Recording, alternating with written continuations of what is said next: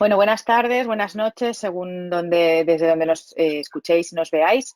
Esta es la tercera, si no me equivoco, la tercera es el tercer webinar de esta serie, segunda serie de webinars de la Sociedad Española de Medicina de Cirugía de Pie y Tobillo.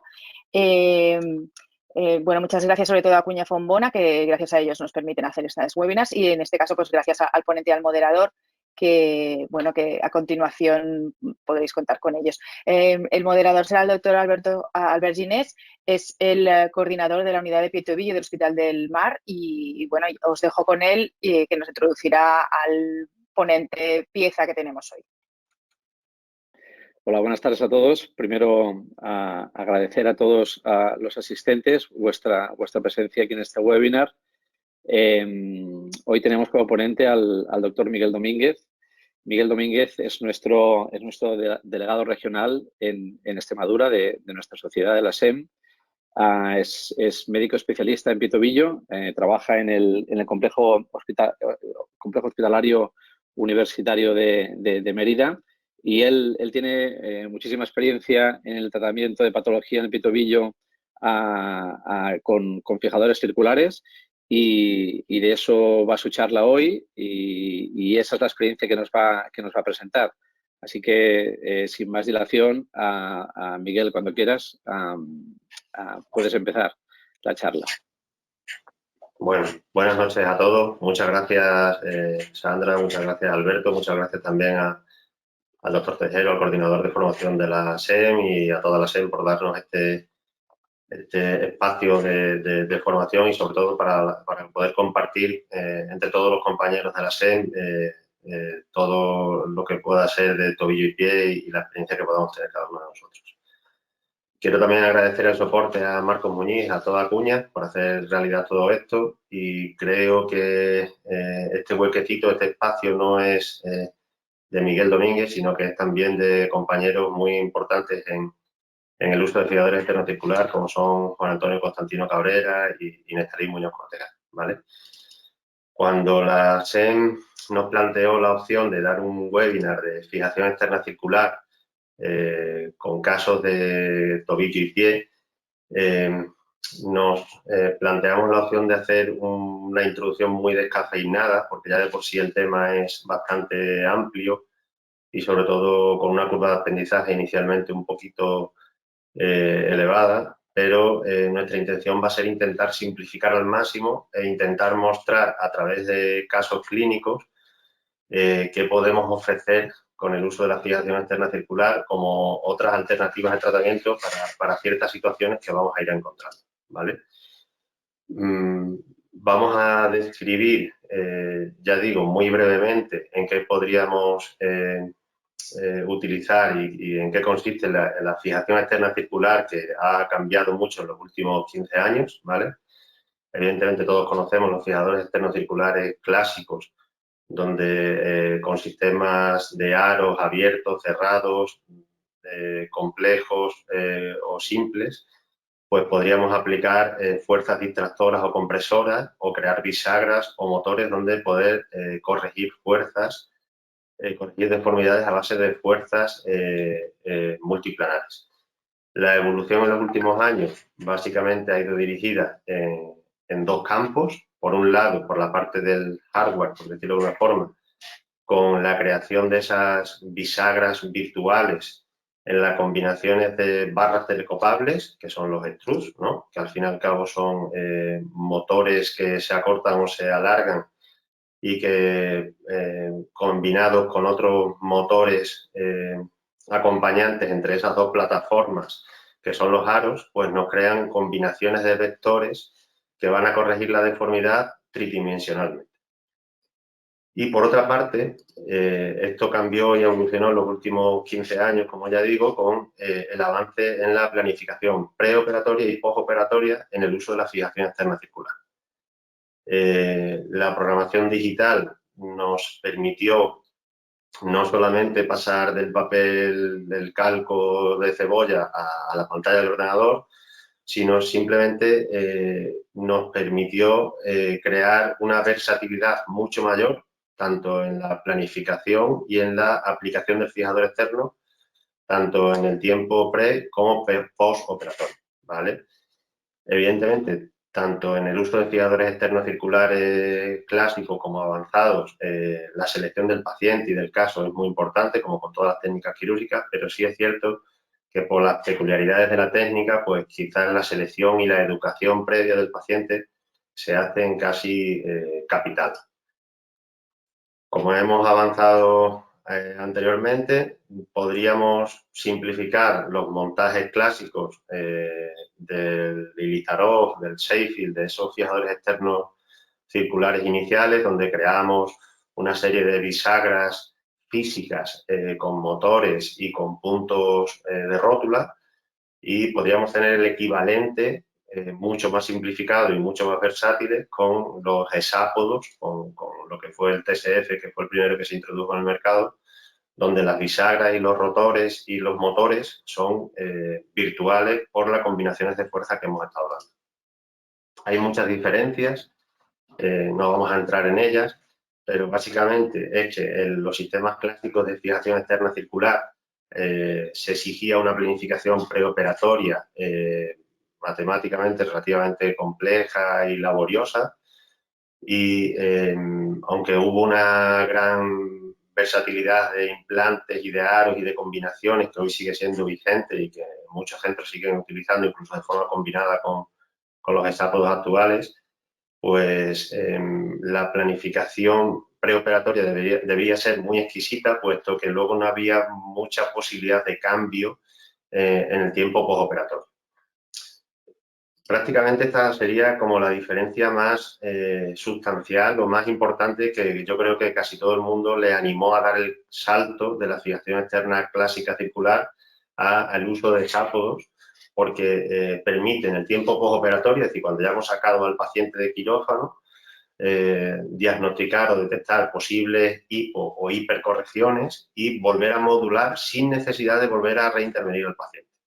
Entonces, esa gran versatilidad, esa gran potencia de corrección que no nos da ninguna otra técnica quirúrgica, que tampoco la teníamos antes con los fijadores externos circulares clásicos, o al menos no de una forma cómoda y sencilla, yo creo que ha sido lo que ha revolucionado todo esto en la última década.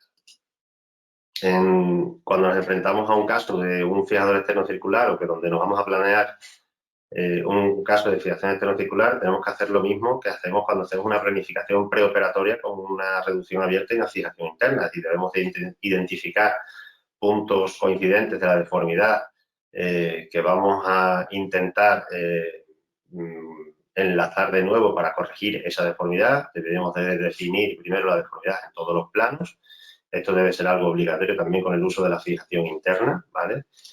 Y debemos de seleccionar el tipo de montaje o de fijación externa circular que vamos a aplicar al paciente, para que una vez lo apliquemos y hayamos hecho las osteotomías o las transferencias o las liberaciones tendinosas que sean necesarias, podamos pasar al tiempo de la planificación postoperatoria.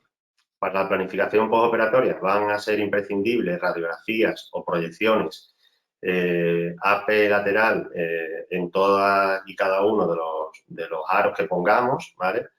Y vamos a definir no solamente cómo está nuestro montaje con respecto a la deformidad, sino qué tipo de montaje y qué longitudes de cada uno de esos extrus o barras telescopables hemos utilizado. Es decir, casi todas las casas comerciales nos van a permitir un software donde vamos a introducir primero la deformidad. Para definir la deformidad tenemos que crear una serie de mediciones o identificar una serie de mediciones tanto en el plano AP, lateral y rotacional. Vamos a identificar mediante modelos de visualización tridimensional que evidentemente la deformidad que le estamos aportando al software es correcta, ¿vale? Para chequear de que vamos en buen camino. Y luego tenemos que definir cómo está el montaje con respecto a la deformidad, ¿vale? Para eso debemos de definir cuáles son nuestro tamaño de aros, qué tipo de aros y la posición y la longitud de los extrus, ¿vale? También todas las plataformas digitales de software de las casas comerciales nos van a permitir ver que efectivamente aquello que estamos representando en ese modelo gráfico se parece a la situación real que tenemos. Con la facilidad de que todos los cambios que podamos hacer no van a implicar ningún daño al paciente porque estamos sobre una plantilla digital de modelación de quirófano, ¿vale? Al final nos dará lo que se llama una tabla de corrección. En la tabla de corrección lo que el paciente va a identificar por días es qué tarea tiene que hacer con cada una de esas barras telescopables, es decir, qué tiene que acortar o alargar en cada uno de esos extruds. Y así, progresivamente, día a día, el paciente va a ir corrigiendo en domicilio la deformidad de forma progresiva, ¿vale? En esta tabla de corrección, además, se nos van a identificar cuándo tenemos que hacer los cambios de extruds, cuándo tenemos que identificar posibles conflictos entre el hardware y debemos de planificar nuestras citas de revisión, evidentemente, aparte de complicaciones de parte de planta que puedan surgir, pues cercano a estas fechas que nos va a marcar la tabla de corrección, ¿vale? En tobillo y pie existen múltiples montajes tipos que han ido apareciendo conforme se ha ido extendiendo el uso de este tipo de fijadores. Ahí tenéis los más comunes, pero ya digo que esto es muy versátil, es decir, es como muy polivalente y que se puede adaptar a prácticamente cualquier tipo de deformidad y cualquier tipo de situación, ¿vale? Los montajes más frecuentes que utilizamos en tipo deformidades severas de tobillo y pie, evidentemente son el middle frame, que es un aro a 45 grados centrado en la subtalar, que nos va a permitir, junto con la combinación de un aro proximal por encima del tobillo, pues corregir deformidades en tobillo y en retropié, ¿vale?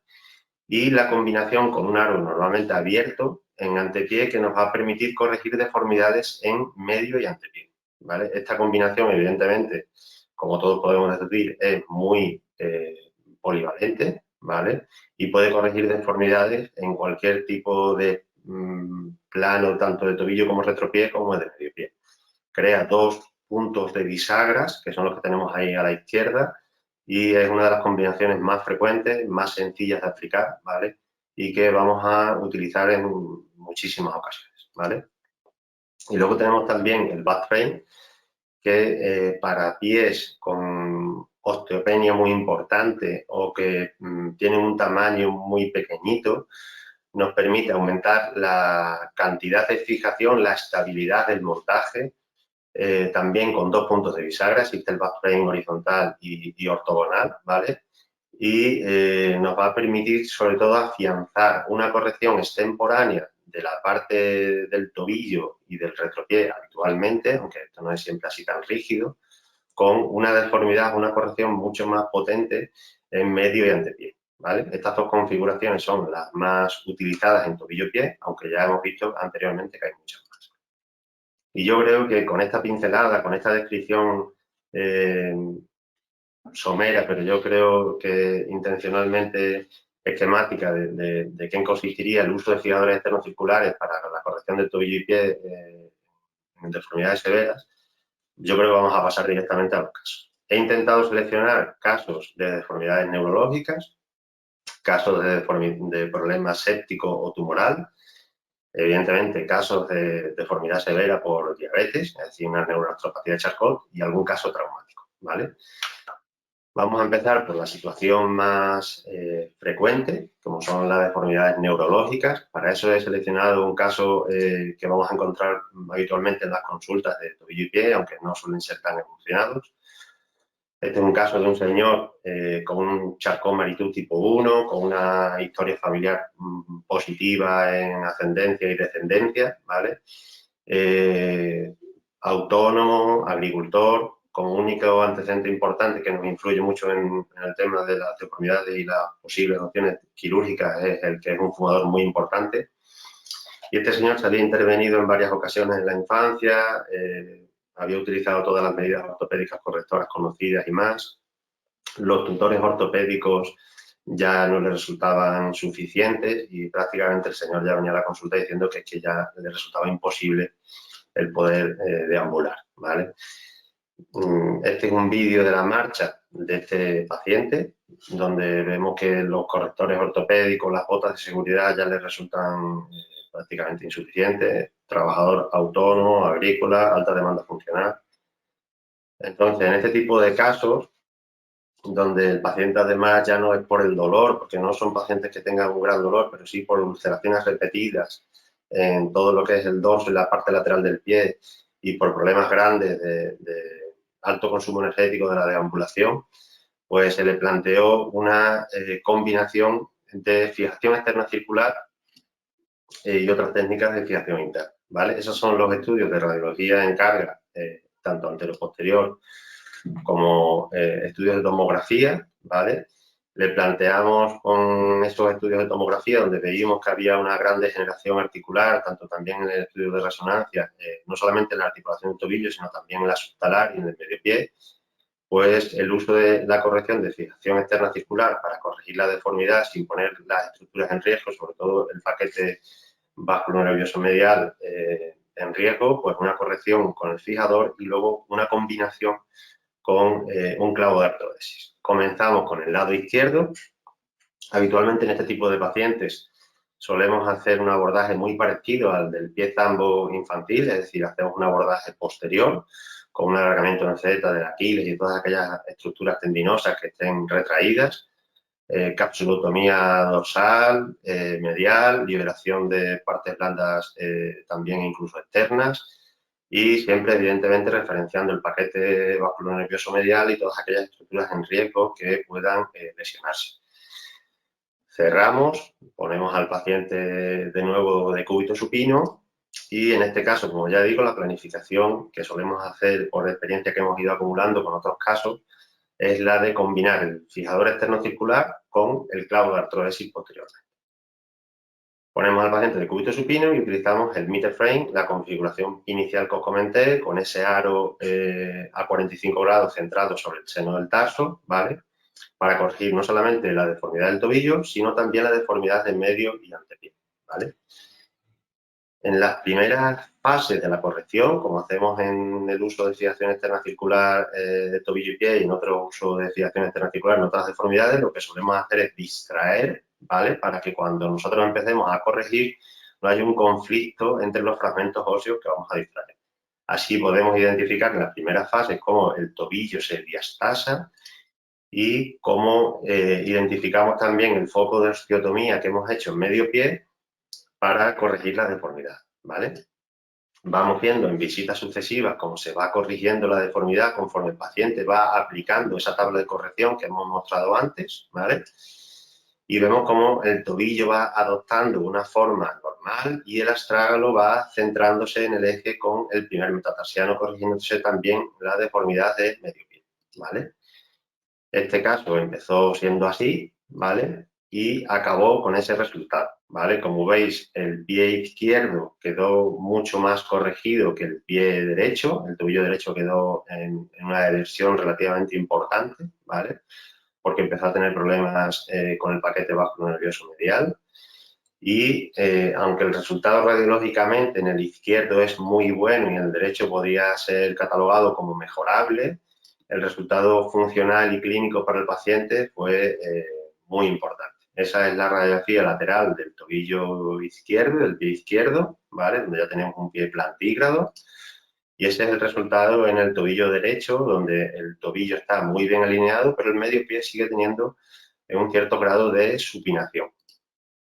Ese es el resultado pre- y postoperatorio, ¿vale? Del paciente.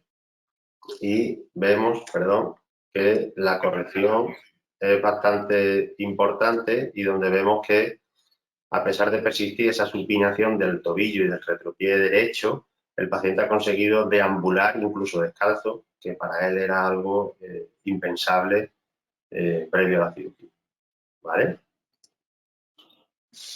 Yo creo que antes de pasar al siguiente caso había una serie de preguntas. Voy a dar paso a Albert.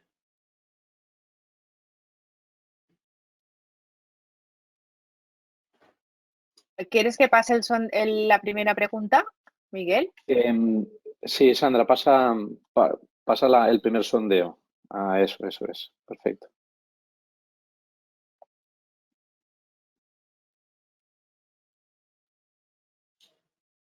Esta primera Pues podéis pregunta... empezar a votar. Vale. Perdona, Miguel, lee la pregunta, Sí, por favor. no sabía si tenía que repetirla Interrumpido. yo. Vale. Sí. Bueno, os quería preguntar a los compañeros con los que estamos compartiendo hoy el webinar si habitualmente en aquellos casos donde habéis utilizado la fijación externa circular en tobillo y pie habéis asociado las transferencias tendinosas antes de aplicar la retirada del fijador, es decir, el mismo tiempo quirúrgico al inicio, o cuando se haga la EMO, la retirada del fijador externo circular. Entonces, por conocer vuestra opinión, porque hablando con compañeros de otros centros, en congresos y cursos y demás, he encontrado muchas situaciones muy distintas y era por conocer vuestra opinión.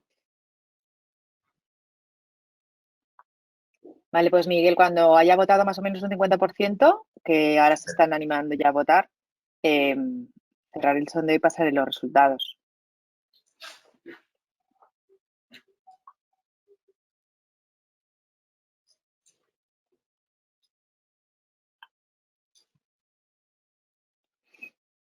Vale, voy a poneros los resultados. Aquí los tenéis. ¿Los veis en pantalla?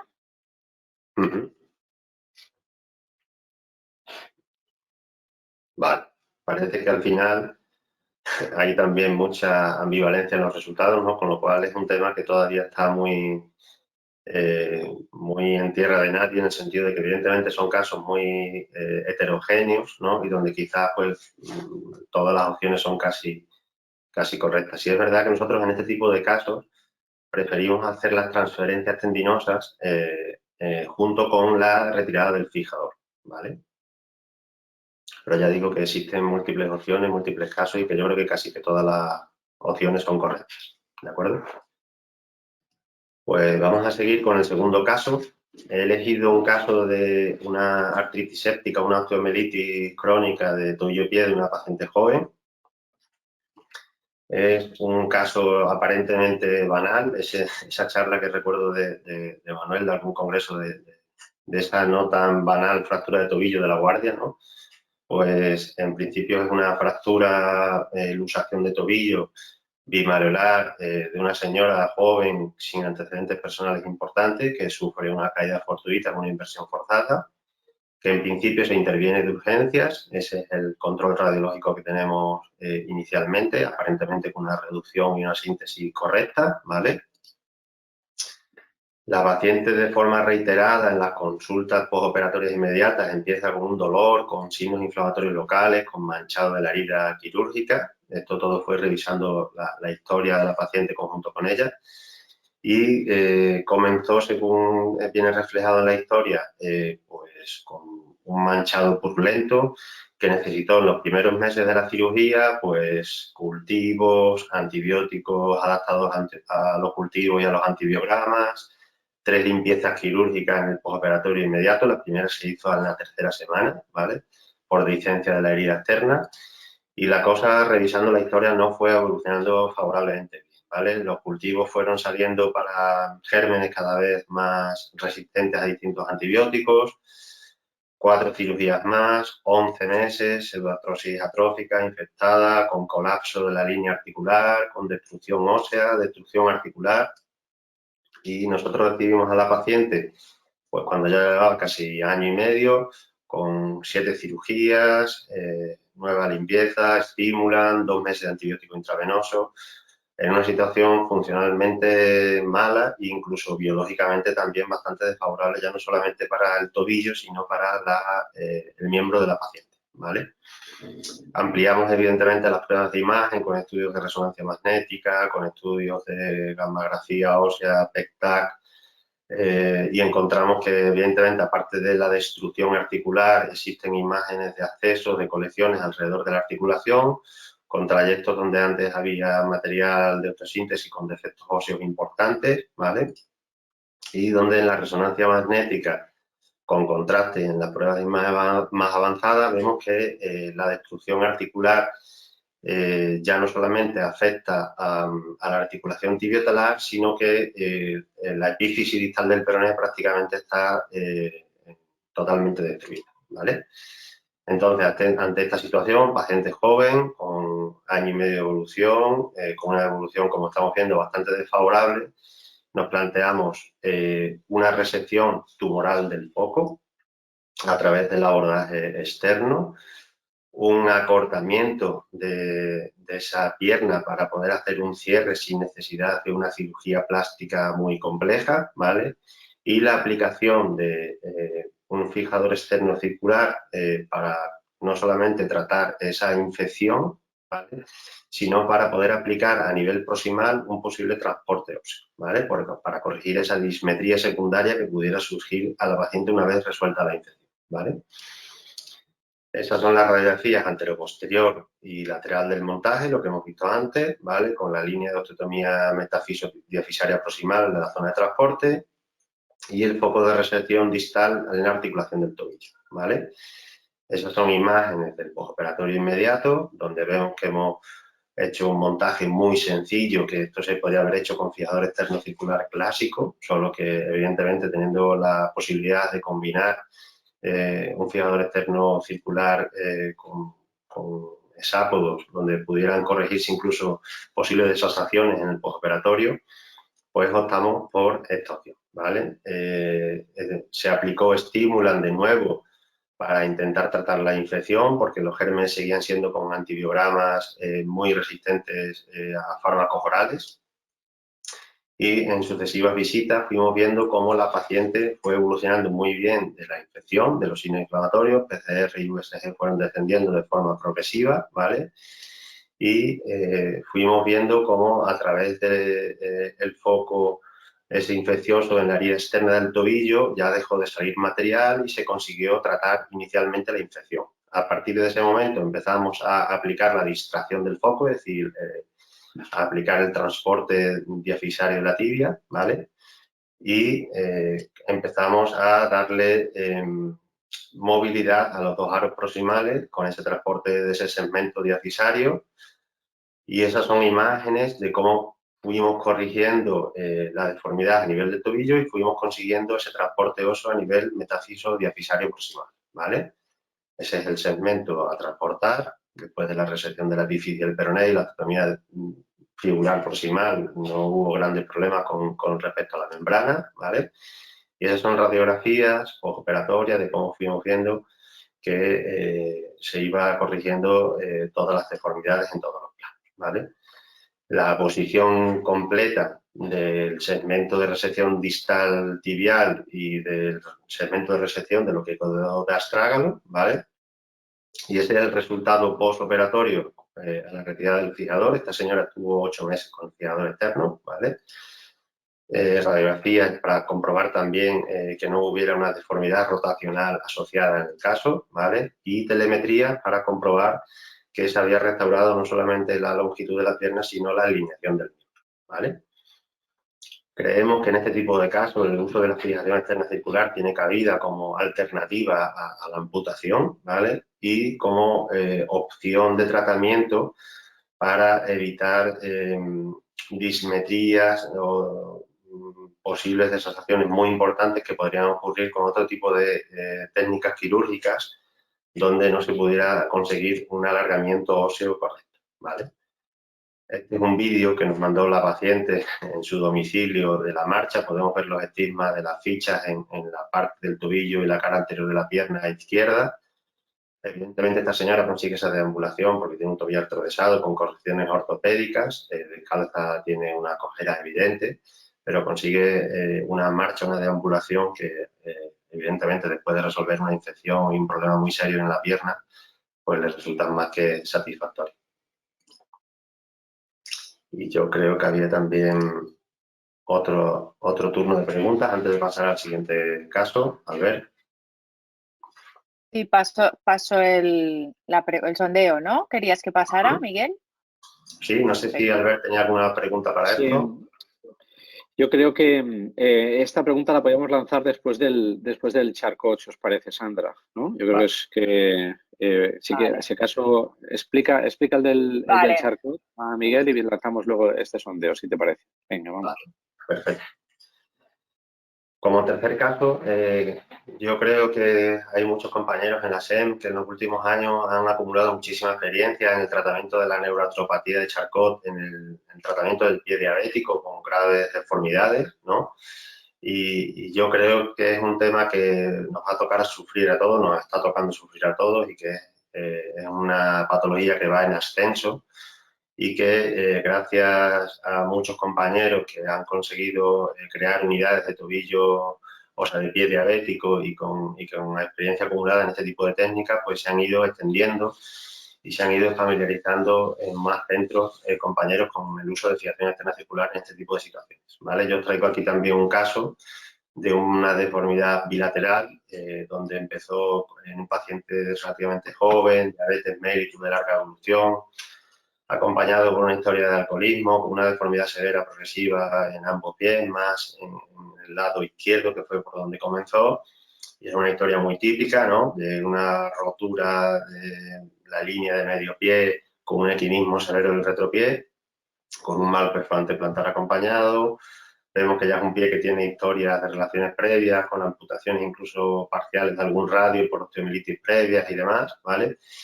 Este paciente, este perfil de paciente, evidentemente, como todos hemos visto en múltiples cursos y publicaciones, es un paciente que es importantísima la preparación prequirúrgica en caso de que quisiéramos plantear el ofrecerle algún tipo de tratamiento.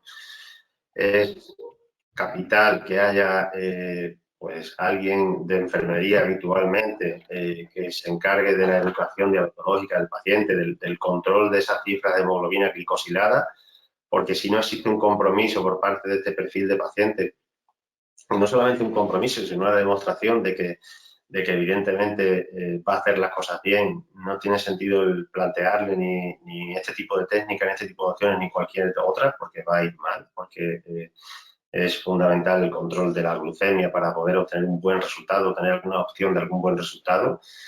En este caso, a pesar de que contaba con un buen soporte sanitario familiar, que también se hace muy importante, pues el paciente durante 5 meses adquirió un compromiso recíproco de ganarse una posible opción de tratamiento quirúrgico, ¿vale? Ese es el caso, la situación del paciente con esa úlcera plantar, ¿vale? Cultivos positivos de forma reiterada, por suerte no a gérmenes muy importantes, suele ser también un escenario muy frecuente en pacientes. Evidentemente, no quiero aburrir, pero estudios de resonancia y de gammagrafía, donde ya hemos pasado de fases iniciales de Eisenhower, es decir, ya no estamos ante un pie caliente diabético donde puede haber dudas de una infección, una osteomielitis en fase aguda, sino que estamos ya en una coalescencia, en una deformidad ya establecida crónica, ¿vale? Y en este tipo de casos nosotros solemos hacer también una resección tumoral, ¿vale? Nos solemos apoyar por este tipo de sustitutos óseos que nos permiten aplicar los antibióticos de forma atópica e incluso con la utilización de colgajos de rotación locales plantares, que son muy útiles, ¿vale? Y una vez que hemos abordado y creado un ambiente limpio, solemos, en este tipo de deformidades, que es un bronquio tipo 1, pues hacer una osteotomía bien con sierra de Giglio o bien con escoplos, ¿vale? Medio tarsiana, a nivel de la zona de máxima deformidad, lo que sería el cora, en este caso. Creemos que en este tipo de pacientes es importantísimo simplificar la tabla de corrección y para eso intentamos hacer gran parte de la corrección de la deformidad de forma extemporánea, es decir, en quirófano, para que tenga menos tarea, menos labor y también se acorte el tiempo de portar el fijador, con lo cual una técnica que solemos hacer es la reducción intraoperatoria del equino del retropié. Para eso solemos utilizar una ficha, un Steinmann a nivel del astrágalo hasta situarlo en una posición correcta y solemos acompañar con una artrodesis subtalar percutánea, cruentando la articulación subtalar, 2 fichas que nos van a asegurar primero un buen amarre óseo y un movimiento en bloque de todo el retropié en la zona del tobillo, ¿vale? Para poder aplicar luego un aro distal una vez que ya hemos corregido el retropié y el tobillo de ese equinismo que evidentemente nos exige alargar el Aquiles, con un aro distal posterior donde sí vamos a plantear la corrección de forma progresiva y vamos a conseguir también tratar esa infección quirúrgica. Ahí vemos como tenemos las secuelas de la cirugía previa sobre el cuarto radio con esa amputación parcial. Se ven en la copia intraoperatoria los restos de los gránulos del estimulan.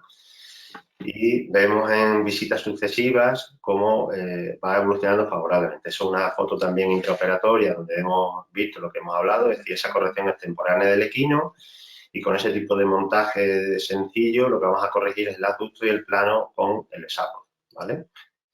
Visitas sucesivas, como estaba contando antes, con todas las proyecciones, no solo AP de tobillo, AP de pie, lateral de pie, sino tenemos que asegurar siempre, no fiarnos nunca de que todo está bien.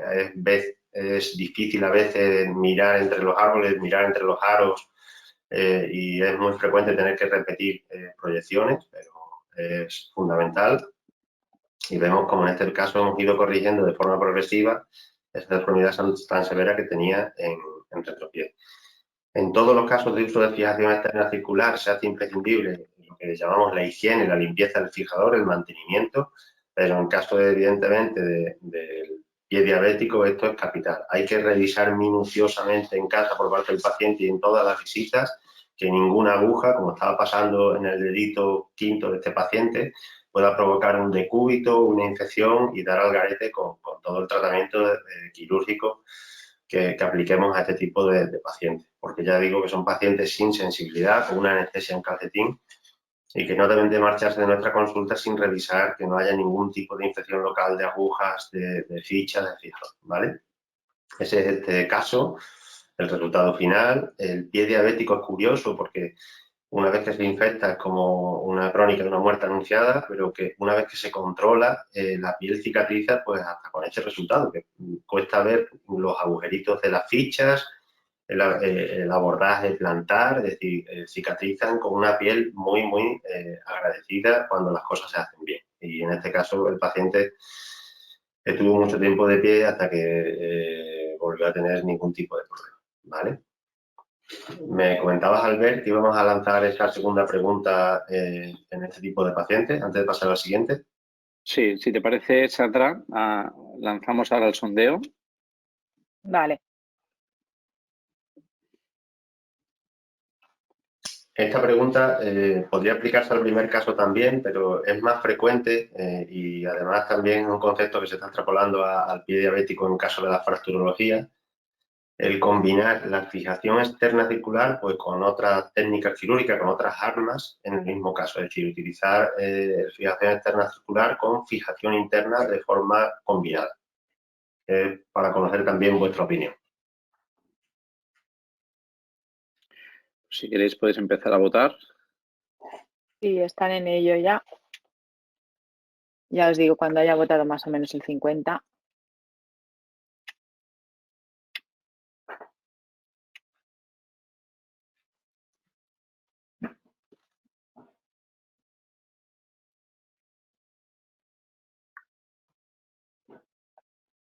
Va, pues estos son los resultados. ¿Los veis en pantalla?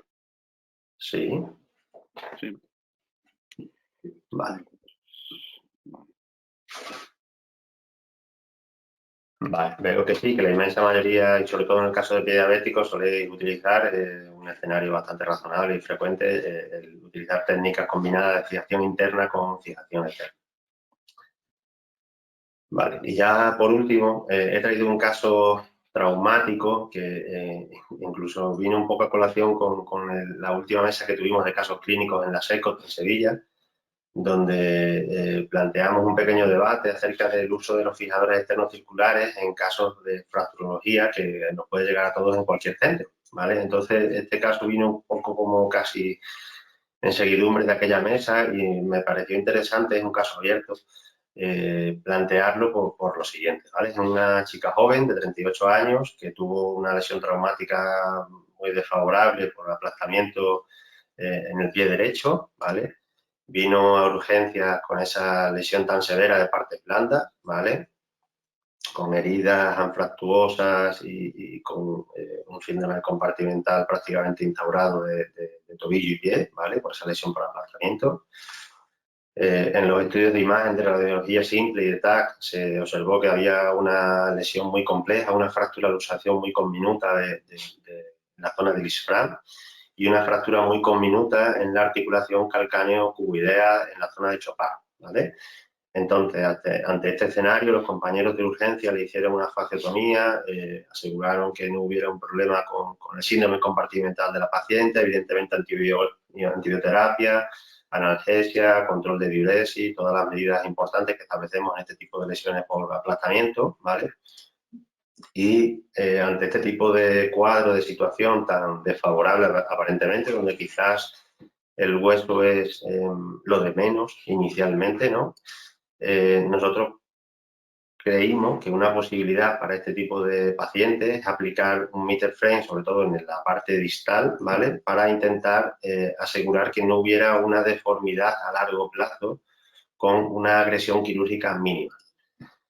De tal forma que planteamos una fijación con agujas en retropié y un aro distal con 2 agujas transversales en el antepié y una aguja que iba a intentar simular, aplicando un fenómeno de traslación, una corrección del segundo metatarsiano con respecto a la segunda cuña para intentar estabilizar el disfrán. Una vez que se instauraron los 2 aros, conseguimos también restaurar la deformidad en adducto, dando distracción en la columna externa por ese colapso tan importante que había en la calcáneo cuboidea, ¿vale? Es un montaje con 5 agujas de Kirchner, es decir, mínimamente agresivo, ¿vale? Y que brindaba ese grado de corrección en el intraoperatorio, ¿vale? Como digo, eso es muy sencillo, se corta la aguja y con el distractor o el tensor, mejor dicho, de agujas, tú puedes dar traslación o compresión utilizando la oliva, ¿de acuerdo? Esas son las radiografías postoperatorias, donde vemos que hemos conseguido corregir la deformidad en adducto por colapso de la columna externa, como la corrección de la fractura luxación del equino, del disfrán, perdón. ¿Vale? El pie está ligeramente en equino, ¿de acuerdo? Se le puede aplicar la parte proximal de ese montaje en míter, pero estábamos pendientes un poco de la evolución de las partes blandas que fuera a tener el caso, ¿vale? Este caso se marchó a su mutuo de accidentes laborales, ¿vale? Y apareció porque se interesó un compañero en la consulta con una retirada del fijador porque decía que se hacía muy difícil el manejo de la paciente y con la aplicación de agujas de Kirchner, porque una vez que aplicaron el fijador vieron que, pues evidentemente, la deformidad volvía, ¿vale? 3 semanas después, ese es el control postoperatorio después de la hemo del fijador y de las agujas de Kirchner, la chica había tenido una recidiva de la deformidad importantísima. Y os traigo este caso no para decir no coloquéis agujas de Kirchner, sino para plantear que un fijador externo circular puede ser tan potente y tan mínimamente agresivo que en casos como este, donde ninguno tiene dudas en la hora de aplicar unas agujas de Kirchner para fijar provisionalmente, pues yo os animaría a plantearos la opción de, con esa misma agresión quirúrgica, es decir, con 4 o 5 agujas de Kirchner, poder corregir y mantener una corrección durante mucho tiempo para evitar al menos una recidiva de una deformidad que parece también muy evidente pueda ocurrir a largo plazo, ¿vale? Y de verdad que con el fijador externo también estamos tratando lo más importante, que es la agresión de partes blandas, que no debemos de olvidar en este tipo de lesiones, ¿vale? Entonces, un caso un poco abierto, es mi argumento, lo encontré como un caso de argumento para intentar defender el uso de fijación externa circular en este tipo de situaciones. Y yo abogaría porque si en todos los servicios se utiliza o hay algún tipo de dispositivo de fijación externa circular que se ha utilizado, la inmensa mayoría de los aros pueden ser reutilizables, al menos en este tipo de situaciones donde van a ser utilizados en cortos periodos de tiempo, con lo cual las agujas con oliva tienen un coste mínimo y yo creo que puede ofrecer una herramienta muy potente para este tipo de situaciones, ¿vale? Y poco más, de verdad, os agradezco muchísimo el espacio a la SEM, a todos los compañeros, y yo creo que vamos a pasar al turno de preguntas. Pues muchas gracias, Miguel, por tu excelente presentación. Bueno, yo invitaría a todos los asistentes conectados que se animaran un poco más a hacer preguntas para avivar la discusión. De momento nos han lanzado 2 y ahora te las pasaré, Miguel. Pero una cosa, antes de nada, déjame hacer una aclaración, ¿no? Una cosa importante que quede clara a toda la audiencia. Es decir, tú has dicho que es una técnica que actualmente está aumentando se está aumentando su uso, que están aumentando paralelamente las indicaciones, ¿no? Pero que a la vez no es accesible a todos los centros, ¿no? Sea por limitaciones de infraestructura, sea por limitaciones de técnica, sea por limitaciones, sobre todo económicas, ¿no? Que yo me gustaría también que después habláramos del precio de estas técnicas. Pero en tu experiencia, quiero que nos dejes claro cuáles serían las indicaciones absolutas, es decir, aquellas que, según tu experiencia, o actualmente solo se deben tratar con una fijación circular externa porque obtienen buenos resultados y porque son efectivas a las alternativas clásicas que podríamos haber tenido antes. ¿Cuál dirías tú? ¿Cuál es la técnica, la indicación, aquella en la cual la fijación externa es en un tanto por ciento muy elevado efectiva, que da buen resultado? Vale, pues mira, de entrada, evidentemente, lo que tú has comentado antes de plantear la pregunta, evidentemente, conforme uno se va sintiendo más familiarizado con una técnica, pues aumenta el número de indicaciones porque ve cómo puede ayudar a otros pacientes con algo con lo que cada vez se siente más familiarizado. Evidentemente, aparte del precio, que ahora entraré en ese tema, es importante también contar con el apoyo formativo de gente que pueda tener también más experiencia en el uso de fijación externocircular. Por eso, antes de nada, agradecía a Juan Antonio Constantino y a Nestalí Muñoz Ortegana, porque al menos en mi caso han sido fundamentales poder disfrutar de su compañía y su formación durante toda mi vida laboral, por decirlo de alguna forma. Y es fundamental contar con un equipo, un soporte. Por eso en muchas ocasiones cuando algún compañero me ha preguntado o me ha dicho, yo creo que casi ninguno de los compañeros con cualquier técnica vamos a tener ningún problema en acompañar a otros compañeros en posibles casos futuros y de entrada me brindo a cualquier compañero que quiera hacerlo. Pero yo diría que más desde el punto de vista logístico, yo diría que es más sobre todo desde el punto de vista formativo, porque al principio es una técnica que da un poco de vértigo, ¿no? Con respecto al tema del precio, evidentemente esto es algo que quizás no es muy correcto por mi parte decirlo y tampoco quiero que sea una lanza en contra de las casas comerciales, no quiero que nadie me malinterprete, pero yo creo que es una técnica coste-eficiencia bastante económica. Y me explico. Evidentemente nadie quiere compartir un sistema que ha sido implantado a otro paciente, pero sí es cierto que al ser un sistema de fijación externa, hay ciertos componentes, como son el cuerpo y algunos extrus, que si están en buen estado, en algunos casos pueden ser reutilizados, ¿vale? Y de hecho en algunas ocasiones lo hemos hecho así, puesto que hay casos donde se utiliza el fijador externo durante poco tiempo y es una pena con el elevado coste que tienen ese tipo de dispositivos, no poder utilizarlos en otros pacientes, ¿vale?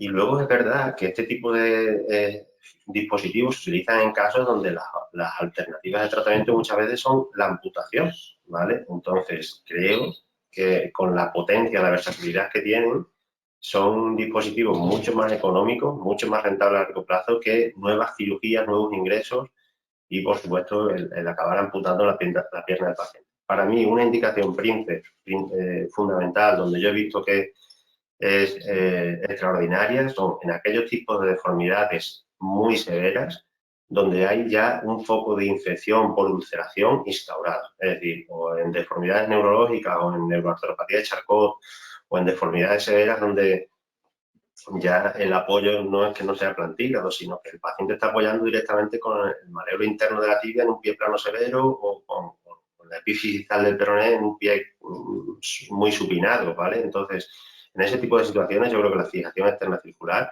ofrece una corrección muy potente y un control de la infección de partes blandas y óseas, la verdad, muy, muy versátil. Para mí sería la indicación principal. Y de ahí para arriba, pues yo creo que de verdad en casi cualquier tipo de situación donde hay una deformidad muy severa y donde el paciente ya viene de cirugías previas o de situaciones donde no ha ido bien con otro tipo de técnicas. Pero principalmente deformidades muy severas con focos de ulceración o de infección ósea, para mí sería un caso ideal. Totalmente de acuerdo. Yo creo que es una técnica que 3 en 1, podríamos decir, ¿no? Porque te soluciona deformidad, te soluciona problema de partes blandas, te soluciona infección, ¿no? Y muchas veces de forma aislada, ¿no? Que ya hemos hablado después en las técnicas adyuvantes, pero si quieres, te lanzo primero las preguntas y luego si quieres hablamos del sondeo de las técnicas adyuvantes y cómo lo manejas tú. Por ejemplo, Joan Sebastián, que yo creo que se refiere, Miguel, al primer caso, nos pregunta, yo creo que ya lo has dejado un poco claro, pero si la corrección se realizó de forma progresiva o de forma aguda en este paciente. Yo creo que se refiere al primer caso. Yo aquí también te añadiría si lo hiciste secuencial o los dos pies a la vez, y si la deformidad era muy reductible o poco reductible en este caso. Vamos para la pregunta, ¿progresiva o aguda? ¿Cómo lo hiciste? Primero, en casos bilaterales, salvo uno que mostré al principio, que era un caso del doctor Constantino de infantil, la inmensa mayoría de las veces unilateral. Es difícil convivir durante meses con ese tipo de dispositivo, con un pie, con un tobillo, con dos debe de ser algo muy cuesta arriba, ¿vale? Segundo, las deformidades esas de ese paciente bilateral donde utilizamos el uso de fijador externoarticular y clavo, es una deformidad muy rígida. De hecho, después de la liberación posterior, como la que hacemos en un pie zambo infantil, el pie se reducía muy parcialmente. Lo único que sí es cierto es que una vez que uno libera las partes blandas, hace alargamiento de Aquiles, liberación tendinosa de estructuras que están retraídas, evidentemente algo de corrección en el retropié y en el tobillo se consigue. Pero si estaba a 90 grados el tobillo y el retropié, pues después de aplicar el fijador y hacer la liberación de partes blandas posteriores y demás, quizás quedó a 60, pero vamos, se corrigieron 20 grados. Es decir, la corrección siempre es progresiva, porque siempre tenemos que definir, en este caso, como era un supinado aro muy severo de retropié y de tobillo, tenemos que definir la estructura de riesgo, que en este caso era el paquete vasculonervioso, que suele ser la zona de tensión, es decir, en la zona donde vamos a alargar o a distraer, ¿vale? Entonces, deformidad unilateral, deformidad con corrección progresiva, ¿vale? Y no sé si he respondido a todas las preguntas. Yo creo que sí. Siguiente, Víctor Araya nos pregunta que para corregir deformidades de tobillo más antepié, ¿siempre utilizas meter frame o prefieres utilizar corrección aguda de tobillo más un bad frame? Mira, en el caso que he puesto primero, utilizamos un meter frame. La limitación más grande que le encuentro al meter frame, aunque ya hay casas comerciales que ofrecen dispositivos, aros muy pequeñitos, son en pies neurológicos muy pequeños, porque empiezan a dar conflictos los aros, es decir, empiezan a chocarnos físicamente. Existen expansores, existen horquillas donde anclamos el extrud por fuera del aro, pero aún así puede haber situaciones donde pueden chocar los aros. Por eso en muchas ocasiones lo que hacemos en la planificación preoperatoria, hacemos una simulación con una impresión 3D y si vemos que antes de intervenir el paciente planteamos un meter y en la tabla de corrección nos va a salir que hay un conflicto, un choque de los aros, abandonamos el meter y colocamos el back frame o colocamos un montaje que se llama el 6+6, donde vamos a hacer una corrección con un fijador externo un poquito más arborescente, es decir, un poquito más aparatoso, pero donde no hay conflicto del hardware, del metal, ¿vale?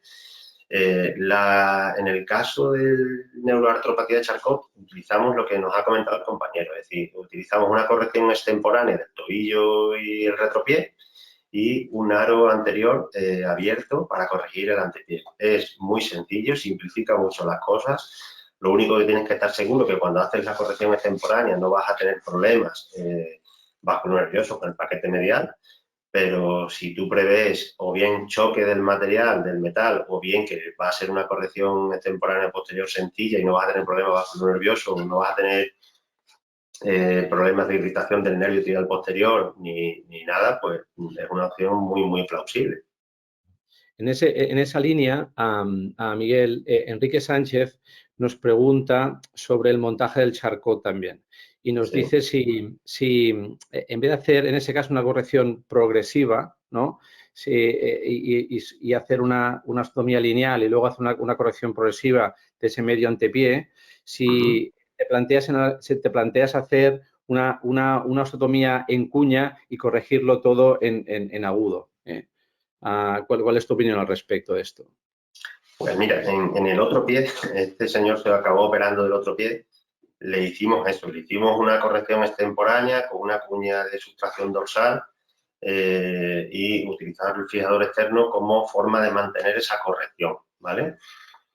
Mi sensación es que es una opción muy válida, es una opción muy correcta, pero sí es verdad que hemos tenido casos donde al final hemos tenido la necesidad de hacer algún tipo de corrección puntual y donde esa cuña de sustracción que parece en la planificación muy sencilla, luego acaba siendo un poquito más generosa porque en el foco principal de la deformidad del charcot el hueso suele estar muy escleroso y suele tener problemas, uno, si no queda un lecho muy sangrante, de consolidación de ese foco de artrodesis o de corrección de la deformidad. Entonces, si uno hace una resección muy generosa, se queda con un pie muy pequeñito y donde puede haber conflicto, choque de los aros, y se hace una resección muy económica, puede tener problemas porque es un foco donde ya después de varios episodios de infecciones, reinfecciones y de fracaso y de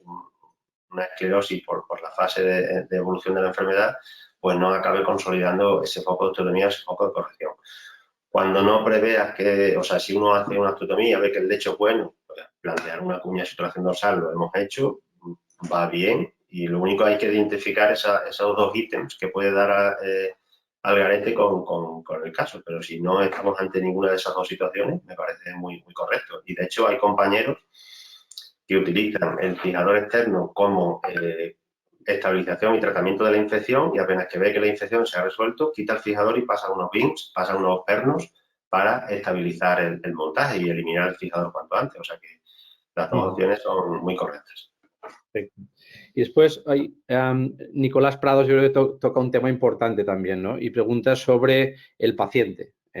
En la indicación que hablábamos, yo creo que hay que identificar un paciente que sea colaborador, ¿no? Y él habla de la tolerancia a estos fijadores, ¿no? Y dice que desde el punto de vista psicológico, en estos pacientes en el que son tratamientos largos, que no hemos hablado del tiempo, ¿no? Pero habitualmente, ¿cuánto tiempo dejas estos fijadores tú? Por ejemplo, para un charcot, ¿cuánto tiempo los dejas? 6 8 meses. 6 8 Sí. meses. Y además son pacientes que vienen de cirugías previas, a veces con un estado de labilidad emocional, o sea que Exacto. es fundamental identificar qué fijador. De hecho, en muchos casos, ante la menor duda, o sea, nunca indico un fijador externo evidentemente circular en una primera consulta ni en una segunda. Hago que coincidan pacientes que portan el fijador con pacientes que se están planteando ponerse el fijador. Les damos fijadores que hemos retirado con montajes hechos para que se lo lleven para casa, para que se familiaricen con el montaje, ¿vale? O sea que eso es fundamental. Es capital, lo explicamos al principio y tiene razón el compañero, es muy, muy, muy importante. De 6 a 8 meses. Para eso hace falta un sexto sentido, ¿no? Pero en este caso, para identificar ese tipo de pacientes y que después no nos quedemos a medias con el tratamiento, ¿no? Como decía. ¿Cuál es el posoperatorio? Miguel, en estos casos que utilizas tipo hexápodo y que tienes que seguir al paciente, que el paciente te tiene que colaborar mucho, ¿cuál es el día a día en el posoperatorio? ¿Cada cuánto los citas? ¿Los ves cada semana, cada 2 semanas?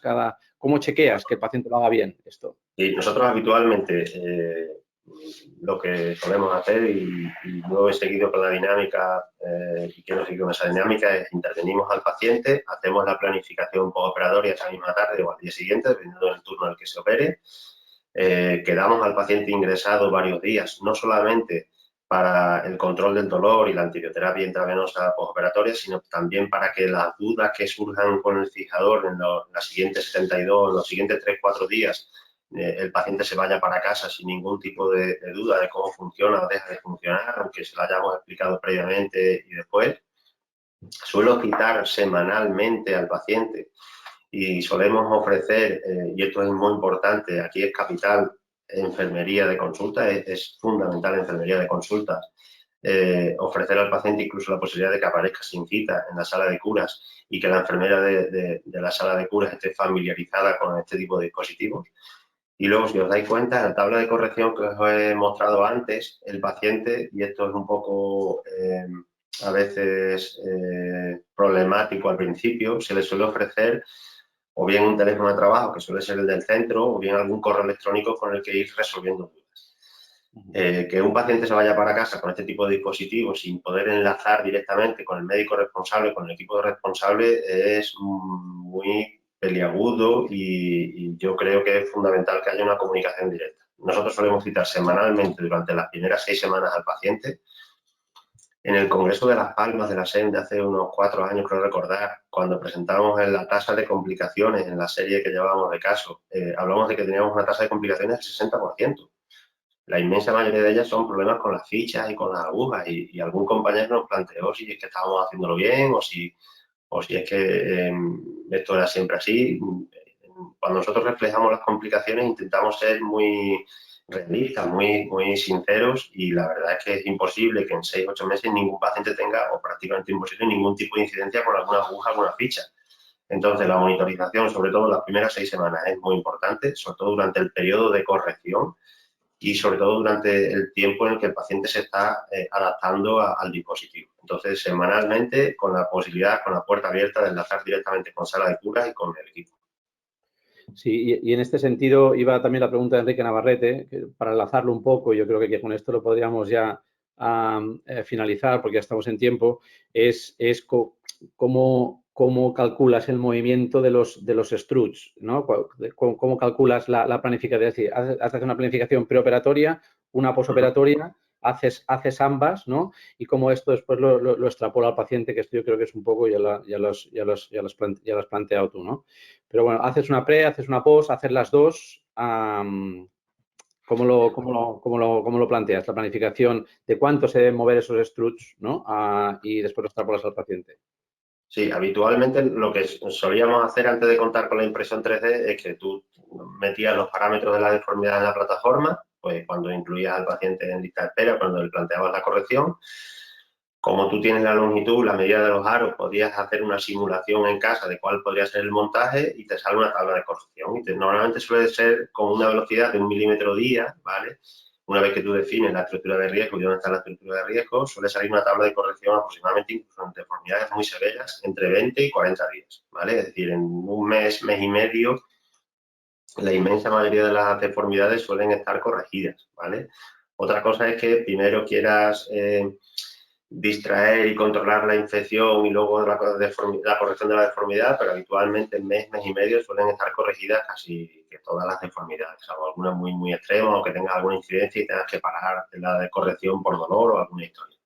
Entonces, normalmente suele ser eso. Cuando empezamos con la planificación 3D, lo que hacemos es operar la pierna del paciente, ya sabemos qué montaje vamos a utilizar y ya podemos meterle todos los parámetros antes de llevar al paciente al quirófano, con lo cual ya sabemos una estimación muy certera, muy aproximada de cuál va a ser el tiempo de corrección, ¿vale? Perfecto. Pues no sé, Sandra, creo que estamos en tiempo ya. Sí. Bueno, disculpar a Flavio Paulos, que no hemos podido lanzar esa última pregunta, pero creo que ya nos pasamos del tiempo. Así que, a Miguel, felicitarte, agradecerte tu charla, tus claras explicaciones. Creo que nos has aclarado un poco más todos esos montajes que desde fuera parecen tan complejos, ¿no? Y nada más, agradecer también a la audiencia. No sé si quieres despedir, Sandra. Bueno, no sé si Miguel quiere decir alguna cosa para despedirse, así como a modo de resumen o no sé, una pincelada de algo, nada. Yo simplemente, bueno, agradeceros de nuevo este espacio. La verdad, hay muchos compañeros en España que también tienen mucha experiencia con fijación externa circular y yo creo de verdad que es una técnica que va a ir creciendo apenas que nos vayamos familiarizando con ella y creciendo en experiencia y de verdad agradeceros el a toda la SEM y a todos vosotros el que nos hayáis brindado esta oportunidad para compartir casos. No dejéis de hacer webinars de todo tipo de técnicas porque necesitamos ver. Pues sí. Bueno, pues gracias a los dos, gracias a la audiencia, gracias a Cuña Fombona sí, bueno, lo único recordaros el próximo webinar, que será el 15 de diciembre, es dentro de poquito, porque luego ya llegan Navidades y hay que hacerlo un poquito antes. El ponente será Cristian Ortiz, que es el actual presidente de la IFAS, y el título del webinar será Fallos en la cirugía de la LUX. Será el día, ya lo he dicho, 15 de diciembre a las 8:30 y os esperamos a todos allí, que promete ser súper interesante. Buenas noches a todos. Buenas noches. Adiós.